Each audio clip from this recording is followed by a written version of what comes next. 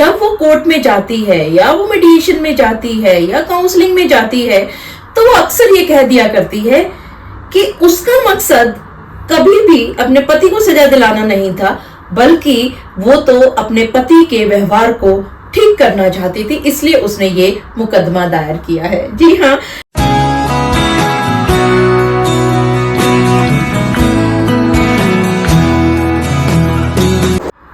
कई बार आप सभी ने देखा होगा कि लड़कियां 498A जैसे केस या मुकदमा दायर कर देती हैं पति व अन्य परिवार के सदस्यों के खिलाफ, यानी कि सभी ससुराल पक्ष के खिलाफ। लेकिन जब वो कोर्ट में जाती है या वो मेडिएशन में जाती है या काउंसलिंग में जाती है तो वो अक्सर ये कह दिया करती है कि उसका मकसद कभी भी अपने पति को सजा दिलाना नहीं था, बल्कि वो तो अपने पति के व्यवहार को ठीक करना चाहती थी, इसलिए उसने ये मुकदमा दायर किया है। जी हाँ, ठीक इसी तरह की परिस्थितियां आप सभी के सामने भी आती हैं और मुंबई हाई कोर्ट ने बहुत क्लियरली एक बात कह दी कि पति के व्यवहार को सही करने के लिए पत्नी के द्वारा धारा 498A के तहत झूठा मुकदमा दायर करना मतलब क्रूरता है पति के खिलाफ। जी हाँ, आप सभी ने बिल्कुल ठीक समझा। आज के इस वीडियो में इन्हीं सब बातों पर चर्चा करूंगी। मैं एडवोकेट मोहिनी मोना आप सभी का पुनः स्वागत करती हूँ और आप सभी देख रहे हैं आप सभी का पसंदीदा चैनल मोहिनी मोना एडवोकेट। अगर आपने मेरे इस चैनल को अभी तक सब्सक्राइब ना किया हो या मेरे इस चैनल के लिए नए हैं तो इसको जल्दी से जल्दी सब्सक्राइब कर दीजिएगा, ताकि आपको इसी तरह के लीगल इंफॉर्मेटिव वीडियोस की नोटिफिकेशन सबसे पहले मिल सके। आगे चलने से पहले केस का टाइटल देख लेते हैं। वैभवी राजेंद्र चालके वर्सेस राजेंद्र गणपत चालके, और इसके अंदर प्यारा सा निर्णय आप पतियों के फेवर में आया है 3 जनवरी 2025 को। अब समझते हैं कि होता क्या है इस मुंबई हाई कोर्ट में। मुंबई हाई कोर्ट में एक अपील पहुंचती है और वो अपील होती है जजमेंट और डिक्री जो कि फैमिली कोर्ट थाने ने पति के फेवर में अलाउ कर दी थी 5 मार्च 2018 को। इस जजमेंट के खिलाफ, इस डिक्री के खिलाफ ये एक अपील फाइल की जाती है मुंबई हाई कोर्ट में। उससे भी पहले चलते हैं, इस राजेंद्र और वैभवी की शादी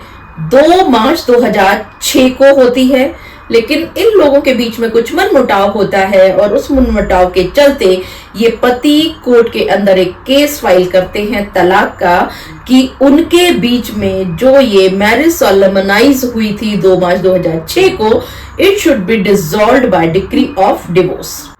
और इसी डिक्री के खिलाफ ये एक अपील फाइल की जाती है मुंबई हाई कोर्ट में 1 अगस्त 2018 को। यहां पर जब ये अपील फाइल की जाती है तो एक तथ्य निकल के सामने आता है कि ये जो पति है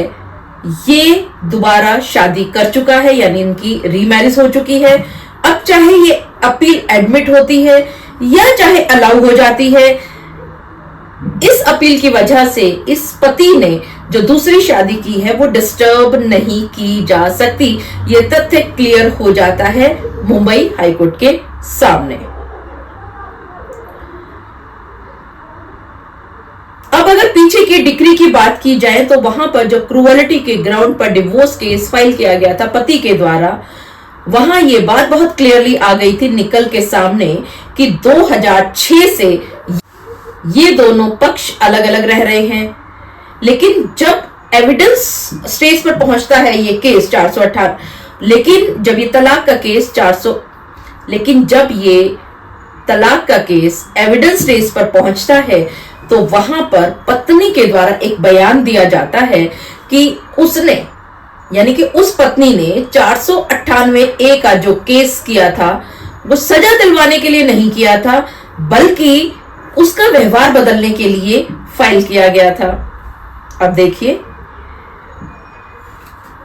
जो नीचे फैमिली कोर्ट है थाने की, उसने ये अच्छी तरह से ऑब्जर्व किया कि ये जो थेरेपी उसने सोची है पति के व्यवहार को बदलने की 498A के केस के द्वारा ये थेरेपी उसको किसने गाइड की, और वो भी प्रोसेस ऑफ लॉ को अब्यूज करते हुए। और जब वो अपने मुख से स्वयं ये बात कह रही है कि उसने इस 498A के केस को सजा दिलवाने के लिए नहीं दायर किया था, बल्कि पति के व्यवहार को बदलने के लिए किया था, तो इसका मतलब ये हुआ कि उसने 498A का जो केस दायर किया था वो झूठा था। इसके बावजूद भी पत्नी ने कभी भी ये ऑब्जर्व किया, फैमिली कोर्ट थाने ने, कि पत्नी ने कभी भी ये रियलाइज नहीं किया कि वो ऐसे झूठे लांछन जो लगा रही है पति और ससुराल पक्ष के अन्य सदस्यों के खिलाफ, ये इतने सीरियस लांछन लगा करके वो इन सभी को झूठे केसेस में फंसा रही है। अननेसेसरी हैरेसमेंट हो रहा है सभी लोगों का, क्योंकि वो लिटिगेशन में कोर्ट में बार बार आ रहे हैं। सोशल स्टिग्मा उनके ऊपर लग रहा है। ये सब चीजें जब देखता है मुंबई हाई कोर्ट की, नीचे भी ऑब्जर्व की गई थी और ऊपर भी मुंबई हाई कोर्ट ने बहुत अच्छी तरह से ये बात ऑब्जर्व की, उसको कोई भी फर्क नहीं पड़ा, उसको कोई रियलाइजेशन नहीं होता है कि वो किस तरह से झूठे लांछन लगा के पति और ससुराल पक्ष के अन्य सदस्यों को लपेट रही है।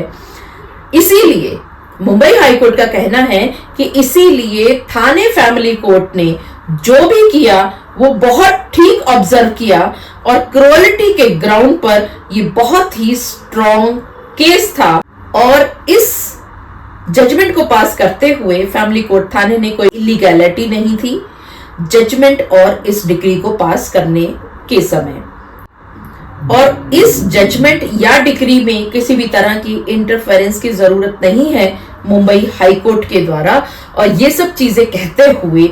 इस अपील को फेल कर दिया जाता है और रिजेक्ट कर दिया जाता है। तो देखा आप सभी ने, अक्सर आप कोर्ट्स में देखते हो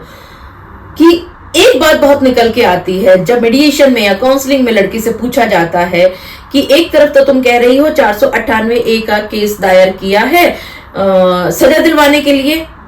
और दूसरी तरफ आप उसके साथ रहने की जब बात करती हो तो यही बात बार बार उनको पूछा जाता है, अगर साथ रहना है तो सजा नहीं दी जा सकती, और सजा देने की बात कर रही हो तो साथ नहीं रहा जाता।